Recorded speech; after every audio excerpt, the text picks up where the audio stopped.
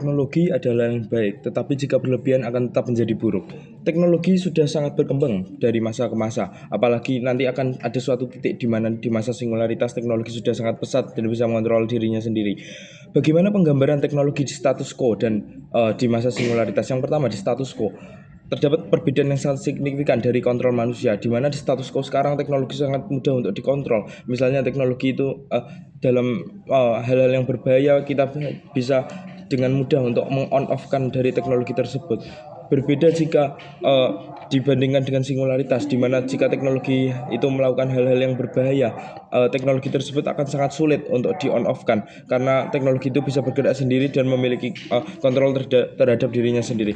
Masuk ke mekanisme saya, yang pertama itu singularitas ini pasti akan tetap ada, tetapi kita dapat meningkatkan regulasi terhadap teknologi sehingga manusia tidak akan optimis yang berlebihan sehingga manusia tidak akan kayak over terhadap si teknologi ini. Yang kedua yaitu bagaimana kita melakukan hal tersebut. Yang pertama yaitu kita memulai dengan edukasi di sekolahan, di mana kita memberikan benefit dan juga dampak buruk dari teknologi singularitas ini. Masuk ke argumen saya, yang pertama yaitu kenapa singularitas teknologi ini tidak dapat dijustifikasi. Yang pertama yaitu ini menyalahi prinsip dasar kemanusiaan, dan yang kedua ini juga tidak memenuhi prinsip dari teknologi itu sendiri. Yang pertama yaitu masuk kepada prinsip dasar kemanusiaan, di mana manusia dari kehidupan lahir sampai dia mati pasti ada perjalanan seperti interaksi, rasa senang dan rasa sedih. Tentu dalam interaksi ini sangat penting bagi kehidupan manusia itu sendiri. Coba bayangkan jika saya interaksi dengan orang tua saya dibandingkan saya interaksi dengan robot. Tentu orang tua akan bisa memberikan saran yang lebih baik dibanding robot, walaupun robot itu rasionalitas sekalipun. Apa dampak buruk dari penggunaan teknologi ini, singularitas ini? Yang pertama yaitu saran yang diberikan dari robot itu hanya kurang tepat karena hanya mengandalkan rasionalitas tanpa mengandalkan emosionalitasnya. Yang kedua yaitu bisa jadi teknologi ini akan bersifat manipulatif terhadap manusia itu sendiri. Masuk yang kedua yaitu menyalahi prinsip dasar teknologi, di mana teknologi layaknya sebagai hanya alat bantu bagi manusia, bukan yang mengontrol manusia. Misalnya contoh mungkin yang terjadi di masa depan yaitu di mana teknologi ini menjadi misalnya robot menjadi seorang hakim, dan robot itu menjatuhi hanya menimbang tentang kayak yang lebih rasional dan yang lebih menguntungkan saja. Jadi hanya melihat hukum-hukum yang ada tanpa memperhatikan moral atau hal-hal yang lain yang mungkin mempengaruhi dari masa hukuman, yang tentu akan berdampak buruk bagi orang yang mengalami masa hukuman tersebut.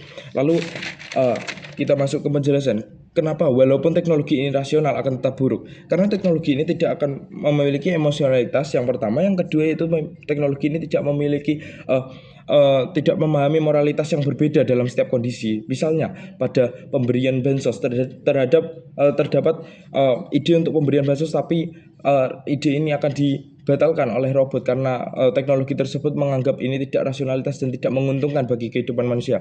Hanya robot hanya menyuruh manusia untuk hanya bekerja untuk mendapatkan uang, padahal mereka sangat membutuhkan bantuan sosial ini. Tentu secara moral robot ini tidak mengetahui apa yang seharusnya dibutuhkan manusia karena hanya mempertimbangkan keuntungan.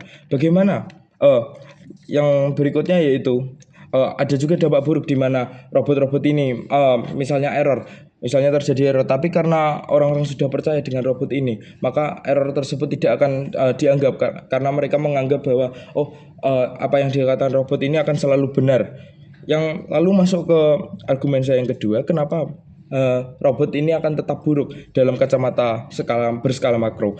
Yang pertama yaitu dampaknya pada proses perekrutan pekerjaan, di mana akan lebih sulit karena level yang dibutuhkan untuk masuk ke pekerjaan itu sudah sangat tinggi, karena mereka menganggap bahwa dengan harga yang segini mereka harus mengeluarkan output yang lebih banyak.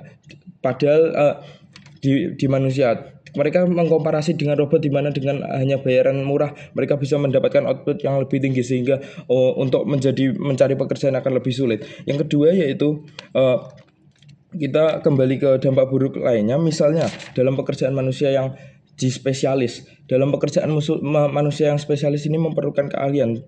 tetapi robot itu juga memiliki edukasi yang lebih dari manusia dan memiliki kayak presisi yang lebih, misalnya dalam kedokteran, di mana kedokteran yang memiliki presisi tinggi dan lebih terpelajar adalah robot, sehingga kedudukan manusia akan semakin terancam dalam pekerjaan itu. Bangga sebagai tim kontra.